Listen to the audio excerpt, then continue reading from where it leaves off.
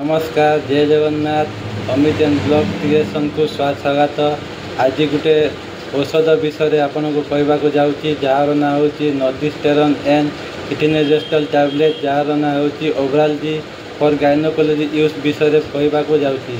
यह Pfizer company द्वारा तैयारी होती। यह एमआरपी होती 312 टंका 36 पैसा। यह राजा मेडिकल स्टोर रे उपलब्ध एवं यार कॉम्बिनेशन होती नर्दिस्टेरन टैबलेट 5 mg इथिनेजेस्टल टैबलेट 0.05 mg। यार यूज विषय मुझे समस्त को कहवाक देउची। यार यूज होती गर्भधारण एवं अनियमितता समय चिकित्सा ओवराल जी टैबलेट व्यवहृत होता है। यह अंडा मुक्ति एवं फर्टिलाइजेशन रोकबारे साहाय्य करे एवं गर्भधारण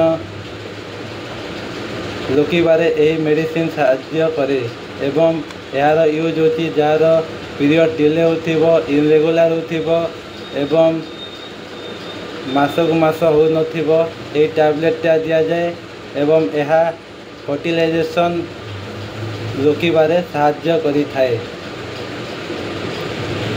यार डोजेस होती पीरियड 6-9 दिन रे 20 दिन खाइबे 3 मास खाइबे राति रे खाइबे केवल।